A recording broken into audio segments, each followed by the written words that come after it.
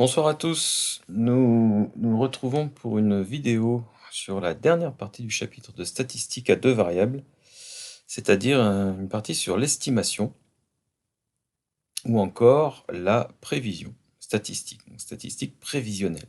Alors, nous allons faire un point sur les objectifs du chapitre en reprenant la toute première diapo que nous avions vue ensemble sur l'introduction, où nous rappelons ce qu'est une statistique à deux variables, à savoir que deux informations sont prises sur chaque individu, et l'exemple qui avait été pris était celui d'entreprise, sur lesquelles on avait reçu l'information de la dépense faite en publicité, qui est notée X ici, et la recette Y, qui avait suivi après cette dépense publicitaire.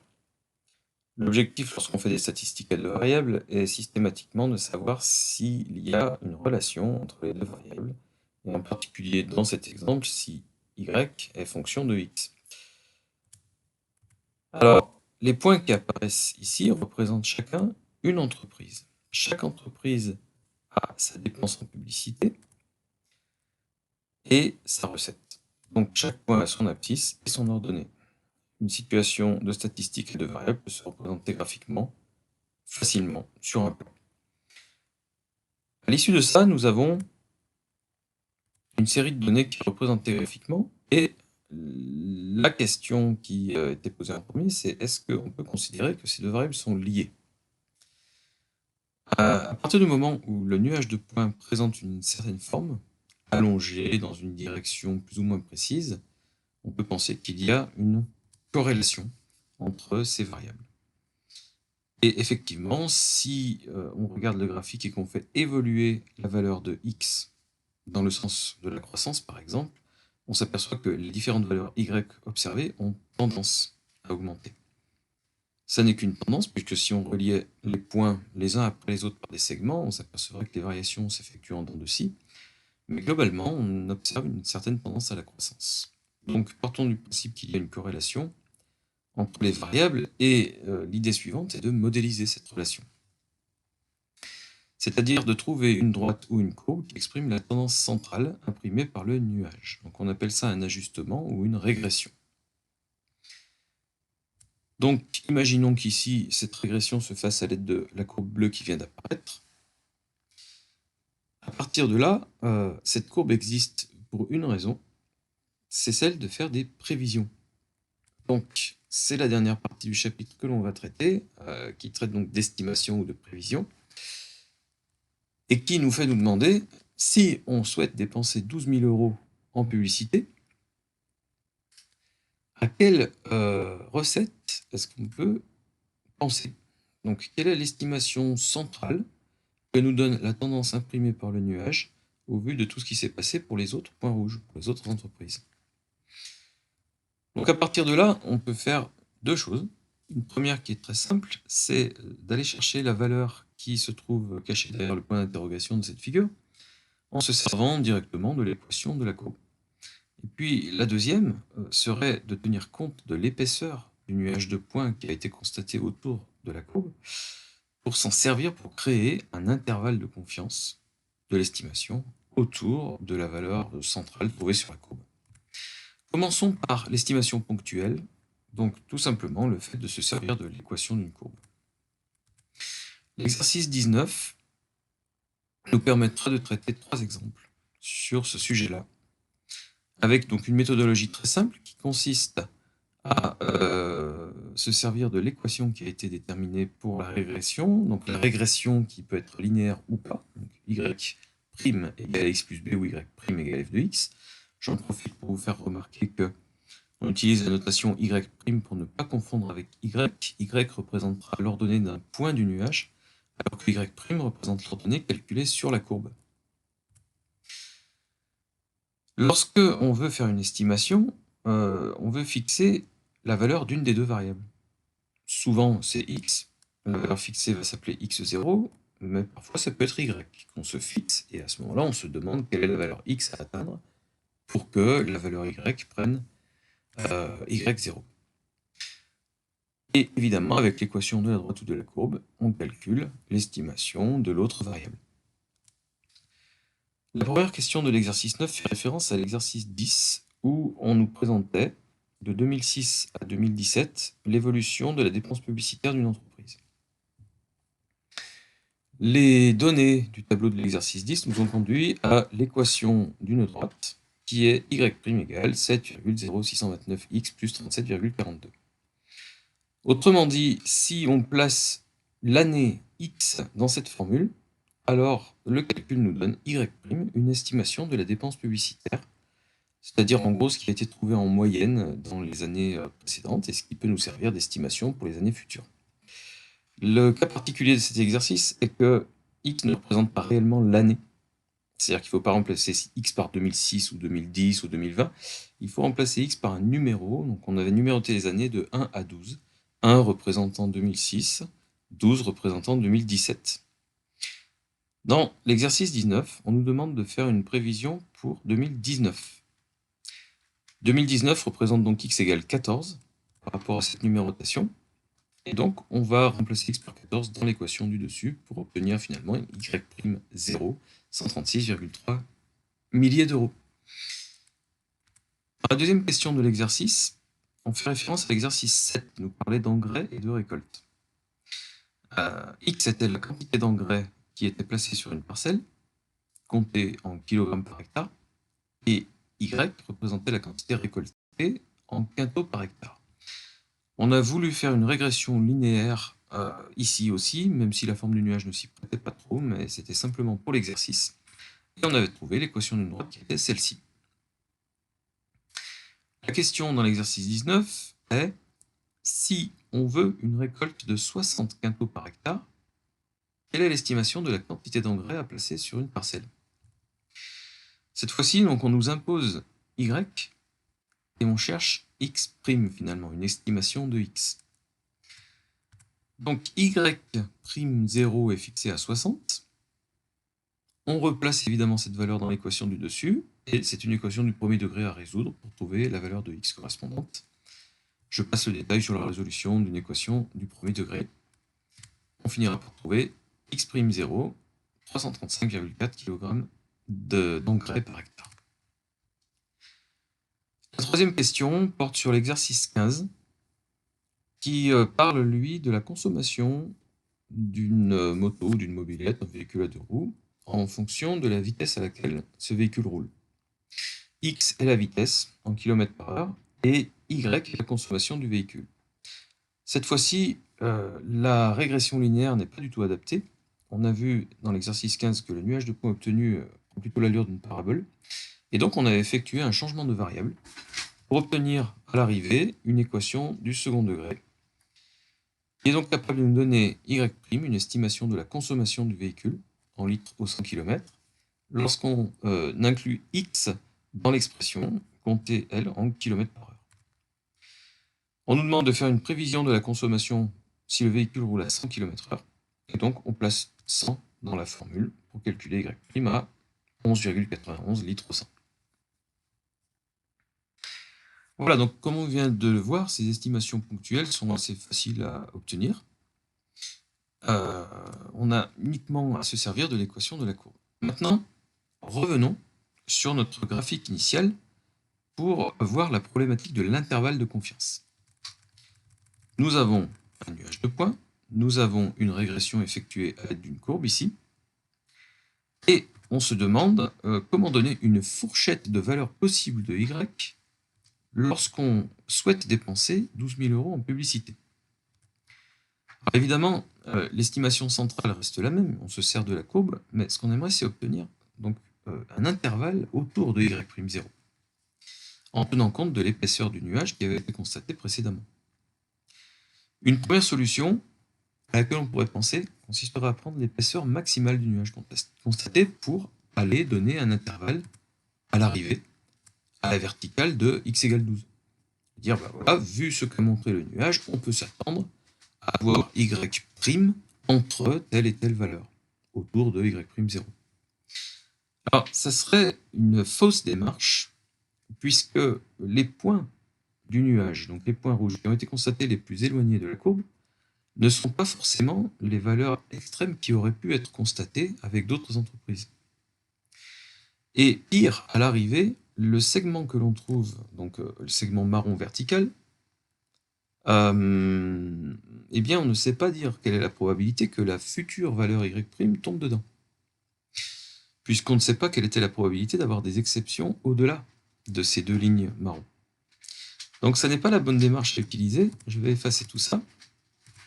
Et nous avons en fait à considérer l'épaisseur moyenne du nuage de points.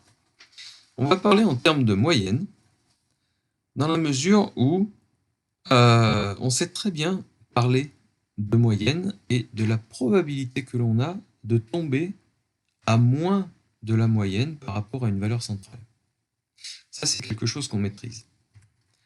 Donc, dans un premier temps, il y a un intervalle qui apparaît ici en bleu, qui va être calculable très facilement, et qui va nous dire, eh bien, en moyenne, on va tomber entre telle et telle valeur. Si on extrapole évidemment l'épaisseur moyenne du nuage jusqu'à la verticale de x égale 12. Par contre, la probabilité de tomber dans le segment bleu pour la future valeur y' n'est pas très élevée.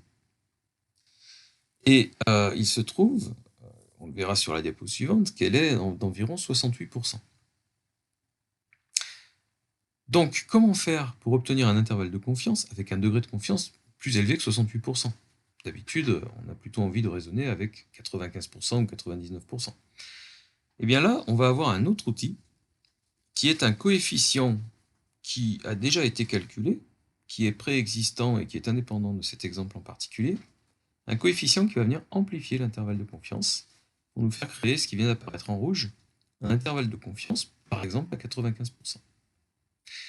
Alors regardons évidemment un peu plus en détail de quoi il s'agit, comment est-ce que ça va se former, et puis par la suite, comment est-ce qu'on va pouvoir agir en exercice grâce à notre calculette, et comment est-ce qu'on devra rédiger une réponse.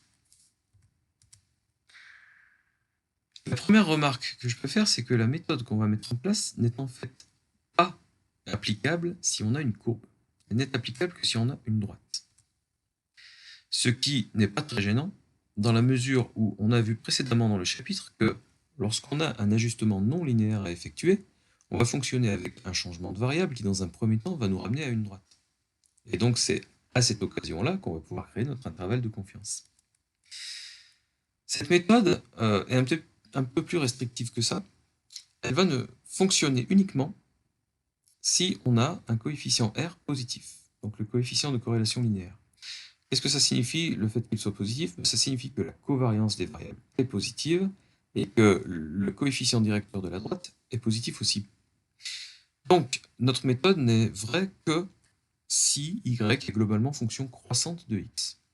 Mais après tout, si y était une quantité globalement fonction décroissante de x, eh bien, plus x augmente et plus y se rapprocherait de 0. On considère les cas où y ne peut pas changer de signe. Donc, plus x augmente et plus y est connu précisément, puisqu'on a un intervalle de possibilité qui se réduit au fur et à mesure. Et donc, on n'est pas en train de chercher un intervalle de confiance quand on est dans ces configurations-là. Donc, ça n'est pas si gênant que ça à l'arrivée. Donc, l'idée, c'est de tenir compte de l'épaisseur du nuage, bien entendu, hein, et en particulier de l'épaisseur moyenne. L'épaisseur moyenne, il va falloir la rendre relative. C'est-à-dire qu'on ne peut pas considérer pour un y' bas que l'épaisseur du nuage est comparable à ce qu'est l'épaisseur du nuage pour un y' plus élevé. Et donc là, je suis en train de comparer ce qui se passe à gauche du graphique avec ce qui se passe à droite. Bien entendu, si les valeurs y' augmentent, ce qu'elles font en suivant la droite de gauche à droite, alors l'épaisseur du nuage est censée augmenter un petit peu aussi. Et donc, on va tenir compte d'une épaisseur moyenne du nuage, mais avec une espèce d'évasement autour de la droite centrale. Donc on va dire, voilà, les choses se passent en moyenne de cette façon-là. Évidemment, je vous rassure, vous n'aurez pas à tout calculer là-dedans. Mais voilà le principe. L'idée qu'on se fait de ce que devrait être un nuage de points si y est globalement fonction croissante de x. Le premier intervalle en bleu tient compte uniquement des distances moyennes à la droite. Et encore une fois, on aura à tenir compte d'un coefficient qui va encore amplifier notre nuage de points, ou plutôt notre intervalle de confiance. Donc la première chose, c'est une première amplification qui tient compte du fait que de gauche à droite, les écarts se creusent entre les y constatés et les y calculés sur la droite. Et pour bien modéliser cette amplification, il faut calculer un écart type relatif. Les lignes en pointillés se trouvent à un écart type de distance de la ligne centrale, mais en valeur relative. Donc on expliquera un petit peu plus précisément ce que c'est juste maintenant. On dit qu'on calcule cet écart type relatif à l'aide des rapports z égale y sur y'. Donc regardons ce que ça signifie. Y représente donc en rouge l'ordonnée d'un point du nuage, alors que y' représente l'ordonnée qui aurait été calculée sur la droite à la verticale du point du nuage. Si je regarde le premier point du nuage, tout à gauche, je m'aperçois que y divisé par y', c'est un rapport qui vaudrait environ 0,95. Admettons. 0,95, ça veut dire que la hauteur du point vaut 95% de la hauteur de la droite à cet endroit-là.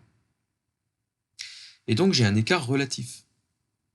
Une valeur z de 0,95 me dit je suis à 95% de la hauteur de la droite. Donc à 95% du centre du nuage, si on préfère. Si je prends un autre point du nuage, par exemple le troisième point, cette fois-ci, y sur y' va être supérieur à 1, puisqu'y est supérieur à y'. Mettons que ça soit égal à 1,10. Ça signifie que le troisième point du nuage serait 10% plus haut que la droite, à cet endroit-là. Et donc, de proche en proche, on va calculer des rapports Z, pour effectuer par la suite ce qui s'appellera la méthode des rapports Z qui sont relatifs. C'est-à-dire que si un point est 10% au-dessus de la droite, eh bien, son résidu, son écart à la droite, n'est pas le même suivant que le point est plutôt à gauche ou plutôt à droite dans le schéma. Ça va énormément nous aider, et c'est exactement ce qu'il nous faut pour parler et décrire cette amplification qui est écrite en bleu sur le graphique. Deuxième amplification, le fait de vouloir modifier le niveau de confiance de l'intervalle qu'on va citer tout à droite. Comme je l'ai expliqué, l'intervalle de confiance qui apparaît en bleu va de moyenne moins un écart type à moyenne plus un écart type. Et quand on effectue ce genre d'opération, on tombe sur un intervalle à 68,3% de confiance. Ça, c'est un résultat dû à la loi normale. Un résultat qui est plus ou moins fiable suivant le nuage de points dont on s'occupe.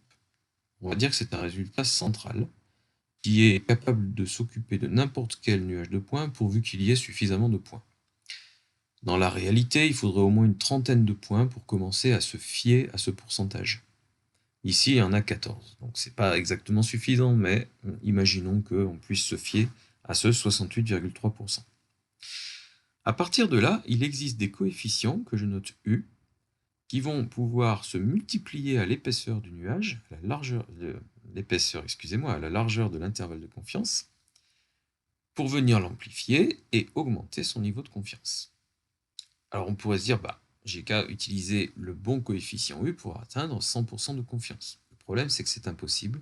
Pour atteindre un intervalle à 100% de confiance, il faudrait un coefficient U infini, et donc un segment rouge de hauteur infinie. Par contre, si le coefficient U est relativement élevé, mais pas trop, on atteint rapidement un très bon niveau de confiance. Par exemple, si vous voulez 95% de confiance, le coefficient U doit être égal à 1,96. C'est-à-dire presque 2, c'est-à-dire qu'il faut presque doubler la taille de l'intervalle bleu. Si vous voulez augmenter encore le niveau de confiance et le porter à 99%, il faudra un coefficient U de 2,58, c'est-à-dire que le segment rouge devrait être à peu près 2,5 fois plus grand que le segment bleu. Et là encore, on a affaire à des coefficients dont les valeurs sont issues de la loi normale. Donc on leur fait confiance a priori, tout en sachant qu'il s'agit d'approximations de la réalité, qui en général ne sont pas trop mauvaises par rapport à la réalité. Donc ces coefficients ont un énorme avantage, c'est que pour n'importe quel niveau de confiance visé, il existe un coefficient. Alors les deux les plus souvent utilisés sont 1,96 pour 95% de confiance et 2,58 pour 99% de confiance. Alors voyons maintenant comment on va mettre en œuvre les calculs nécessaires au niveau de la formule de l'intervalle de confiance et d'un exercice d'application. Basons-nous sur les données de l'exercice 20. La méthodologie à mettre en œuvre va consister dans un premier temps à parler de cette variable z, donc les fameux rapports. Pour pouvoir calculer z, il faut connaître les valeurs y'. C'est-à-dire qu'à la verticale de chaque point du nuage, il faut savoir quelle aurait été la hauteur sur la droite. Et donc là, bien sûr, on va largement s'aider de la calculatrice et des listes pour obtenir directement, en une seule formule, toutes ces valeurs y'. Ensuite, on utilisera une autre liste pour calculer les valeurs z en divisant y par y'. Donc ça sera relativement rapide, finalement. Ce qui nous intéresse à l'arrivée, c'est la moyenne de z, qui fatalement va être très proche de 1 dans tous les cas. À partir du moment où les points tournent autour du nuage, entre guillemets, les valeurs z tournent autour de 1. Et il se trouve que si on en calcule la moyenne, on tombe quasiment sur 1. Ce qui est le plus important pour nous, c'est l'écart type de z. L'écart type de z, il est représentatif de l'écart qui existait entre nos lignes pointillées et notre ligne centrale. Dans un deuxième temps, il va falloir situer le centre de notre intervalle de confiance, c'est-à-dire l'estimation ponctuelle y'0 qu'on a vue précédemment. Enfin, il nous faut connaître le coefficient U à appliquer pour amplifier notre intervalle bleu et le transformer en intervalle rouge dans les graphiques précédents. Et grâce à la formule de l'intervalle de confiance, on prend toutes les données qu'on vient d'obtenir dans les 3 premiers points et on finit le calcul de l'intervalle de confiance. L'exercice 20 fait référence à l'exercice 10, dans lequel on avait donc la dépense publicitaire d'une entreprise. J'affiche directement ce que vous êtes censé obtenir sur vos calculatrices. D'abord, les 2 premières listes correspondent au tableau de données de l'exercice 10. Donc c'est à vous de les remplir manuellement. Les années sont numérotées de 1 à 12. Les années dont l'énoncé était de 2006 à 2017. Et en liste 2, on trouve les dépenses publicitaires de l'entreprise tout au long de ces années. Dans l'exercice 10, nous avons obtenu l'équation d'une droite de régression. Y' égale AX plus B. Et donc, en liste 3, nous allons être capables de calculer tous les Y' à partir de toutes les valeurs X de la liste 1. Si vous vous placez en liste 3, tout en haut, vous allez pouvoir inclure la formule A fois liste 1 plus B, avec les valeurs A et B de l'équation de la droite, bien sûr. Les valeurs Y' apparaissent dans votre calculatrice, et on peut donc calculer les valeurs Z en utilisant la liste 4. Une formule en liste 4 sera donc liste 2 sur liste 3. À l'arrivée, on constate que effectivement les valeurs Z tournent autour de 1, et on doit demander à nouveau à sa calculatrice la moyenne et l'écart type de Z. Donc cette fois-ci, une fois n'est pas coutume, nous sommes dans un chapitre de statistiques à 2 variables, mais cette fois-ci, c'est uniquement la variable Z qui nous intéresse. Donc on va demander, de préférence en une variable, à la calculatrice de nous donner des résultats sur la liste 4. Donc, dans les réglages de la calculatrice, on indique bien que seule la liste 4 nous intéresse, et surtout rien d'autre. Et à ce moment-là, la calculatrice vous renvoie les résultats suivants. Z bar égale 1,000971, effectivement très proche de 1, et sigma z égale 0,125286. Alors que signifie cet écart type?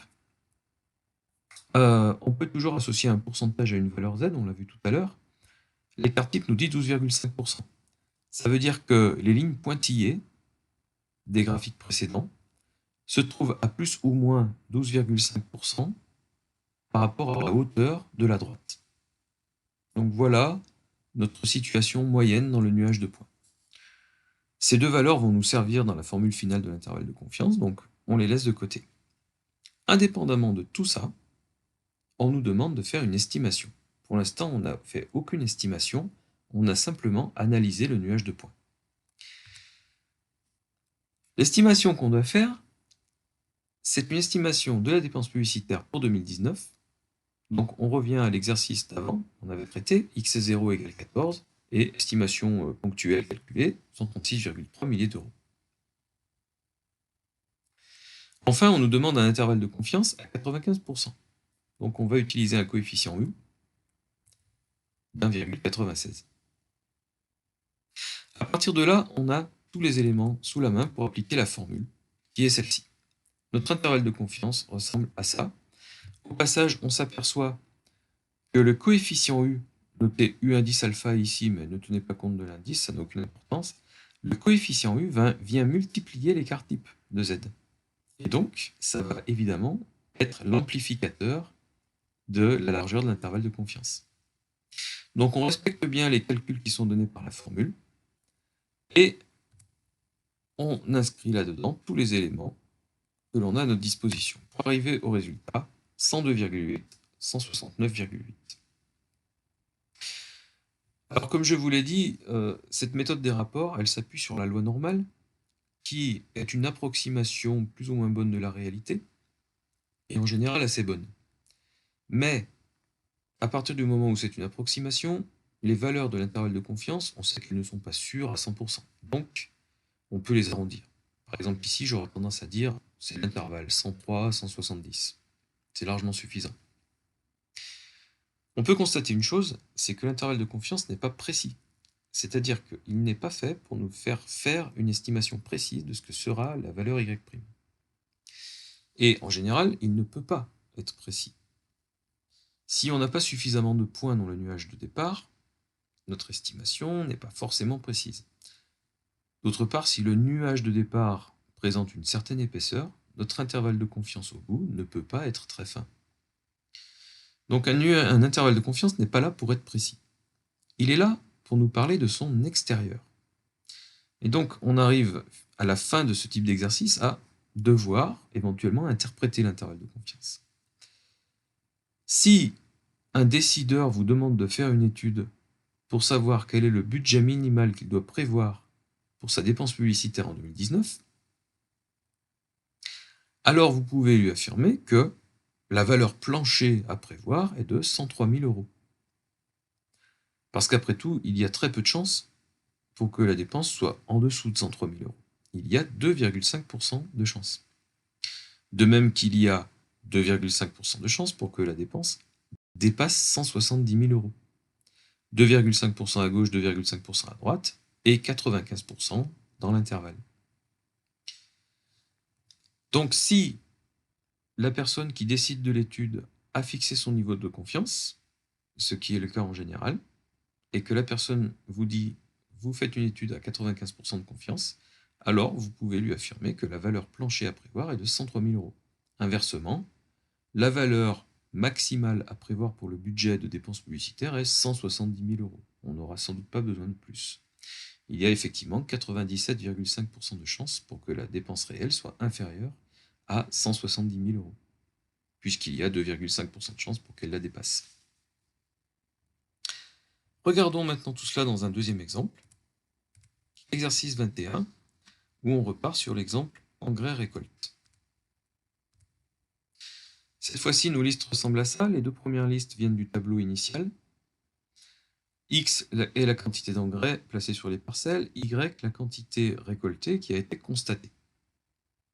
La régression linéaire nous a donné une certaine équation de droite, qui nous permet en liste 3 de calculer les Y'. Petit a fois liste 1 plus petit b. Les valeurs Z sont calculées bien sûr en liste 4 avec la formule liste 2 sur liste 3. On constate à nouveau qu'elle tourne autour de 1. On fait des statistiques à une variable sur la liste 4 et notre calculatrice nous renvoie comme résultat moyenne 0,999 et écart type 0,04725. Très bien, donc là on a fait une analyse du nuage de points. Et virtuellement des lignes pointillées qu'il y avait autour de la droite. L'estimation qui est demandée maintenant porte sur 300 kg d'engrais. Si on place 300 kg d'engrais, quelle est l'estimation de la récolte à laquelle s'attend? Le premier calcul est celui de l'estimation ponctuelle en utilisant l'équation de la droite. Si x est égal à 300, on calcule un y'0 de 57,29. Dans le troisième point, on gère le niveau de confiance de l'intervalle. Il est demandé ici à 99%, donc on utilisera un coefficient U de 2,58. Et nous allons inclure dans la formule de l'intervalle de confiance toutes ces données. Le résultat est 50,25, 64,22. Encore une fois, on peut très bien l'arrondir à 50 et 64. Donc il y a 99% de chances pour que la récolte soit comprise entre 50 et 64 quintaux par hectare, avec 300 kg d'engrais par hectare. Donc là encore, si la question posée est quelle est la récolte plancher à laquelle on peut s'attendre, la récolte minimale sera sans doute de 50 quintaux par hectare. Il y a 0,5% de risque qu'elle soit en dessous. Il y a aussi 0,5% de chance qu'elle dépasse 64. Terminons avec l'exercice 22 qui nous parle d'un cas un peu plus compliqué, puisque l'exercice nous présente un tableau croisé. On examine ici le croisement entre l'âge de personnes interrogées et leur acuité visuelle.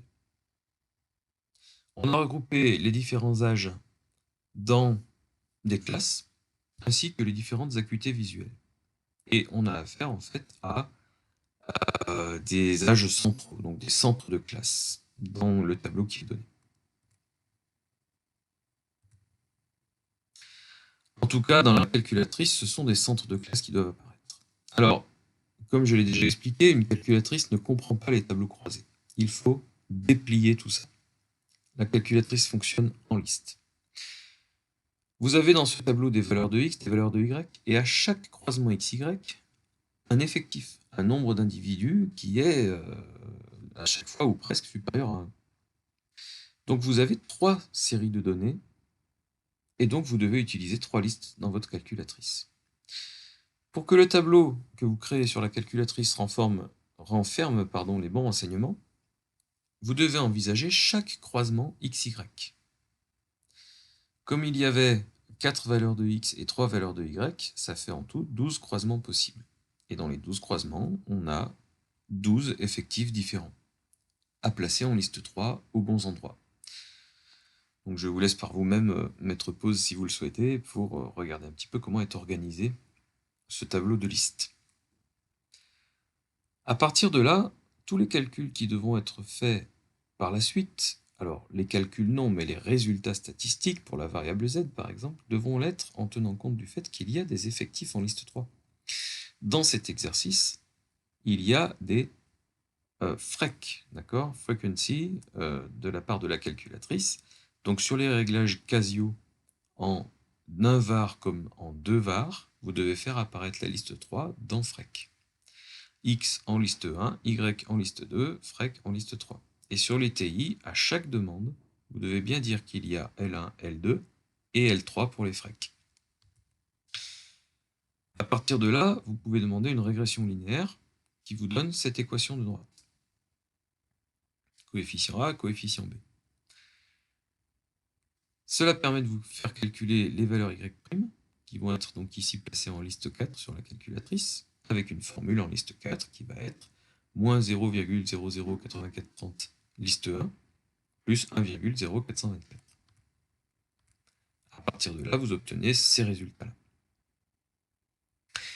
La liste 5 nous servira à calculer les valeurs z. Z égale y sur y', donc vous devez avoir comme formule liste 2 sur liste 4, en liste 5. À partir de là, vous demandez à votre calculatrice les résultats de moyenne et d'écart type sur la liste 5. Donc attention au réglage de la calculette, la liste 3 doit être prise en compte. Et vous trouvez une moyenne de z effectivement très proche de 1, et un écart type de Z qui a une signification directe sur la future amplitude de l'intervalle de confiance.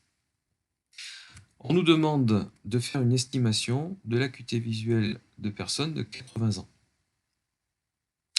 Donc je place x égale 80 dans l'équation de la droite pour obtenir une estimation ponctuelle y'0 à 0,368. Donc à peu près 3,7 dixièmes en moyenne d'acuité visuelle pour des personnes de 80 ans. Le niveau de confiance demandé est de 99%, donc on va réutiliser un coefficient U de 2,58. La formule de l'intervalle de confiance nous donne ici le résultat suivant. 0,0864, 0,6488, qu'on pourrait à la limite arrondir à 0,09 et 0,65. Cela signifie que notre estimation, à partir des données du tableau initial, est que 99% des personnes de 80 ans ont une acuité visuelle comprise entre 0,9 dixième et 6,5 dixièmes. 0,5% des gens de moins de 80 ans ont une acuité inférieure à 0,9 dixième et 0,5% des gens de 80 ans ont une acuité supérieure à 6,5 dixièmes. Voilà, à vous de jouer pour les exercices. Je vous laisse évidemment revisionner tout ou partie de cette vidéo pour bien vous imprégner des opérations à effectuer. À vous de tenter ça sur votre calculatrice et donc notamment utiliser les exercices 24 et 25 qui sont relativement simples et représentatifs de ce qu'on vient de dire, avant de passer peut-être à d'autres exercices un peu plus atypiques ou aux exercices d'anal. À très bientôt pour une nouvelle vidéo. Au revoir.